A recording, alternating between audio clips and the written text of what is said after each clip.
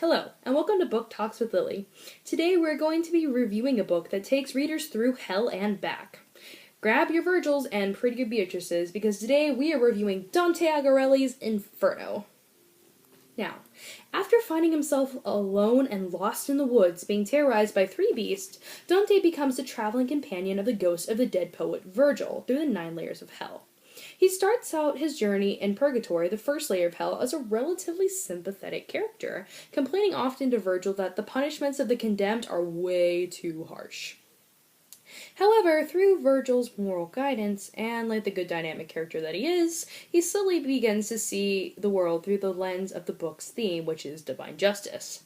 Now, in this case, divine justice as a theme refers to the fact that God has a different agenda than the rest of us, and that because we're all given an equal opportunity in life, we have to deal with what comes after in death. Now, the way that this theme is truly propelled forward, though, is the way that the setting is structured. You see, hell is set up in 9 different circles, with the worst of the people being centered at the 9th layer of hell, literally in the living room of Satan, which is definitely not a fun place to be. However, it's the way that the sins are arranged that are truly interesting and relate to the theme. You see, as humans, we tend to think of murder as the worst, right? However, murderers are only housed in level 5 with the wrathful, while those who lie are put all the way down in the 9th circle of hell. However, this is truly what propels the theme forward, as it shows Dante, and therefore the reader through his point of view, what exactly divine justice is through the Christian doctrine. You see, God is different than us, and he is perfect in his reasoning, and much different than the human agenda.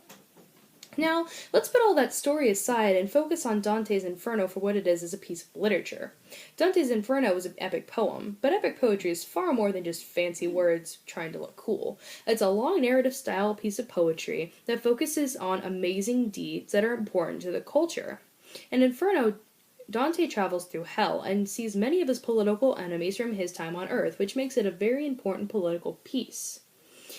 Which is kind of interesting, considering the history of Dante. You see, Dante was a very prominent Italian poet who fell from grace in 1302 and was exiled, during which time he wrote the Divine Comedy, of which the Inferno is the first part, which makes Inferno an incredibly important political statement, and in my opinion, the perfect way to get revenge, because he literally sent all of his enemies to hell.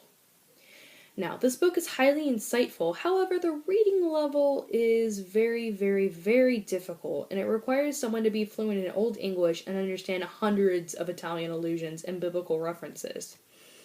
It's very challenging, and makes Shakespeare seem like a piece of cake in comparison. And despite all that, it still is a masterpiece and earns a 10 out of 10 on my scale, with 10 being a complete masterpiece because of its insightful moral questions and truly relatable narrator in Dante. But however, I have to give it a recommendation to read only if you have about 6 months to dissect the book fully and a Google browser open at all times ready to research way too much Italian history. However, if you like poetic justice, quite literally, and love listening to old Italian men rant about why their enemies are evil, then this is the book for you. Thanks for watching, and I hope you have a great day.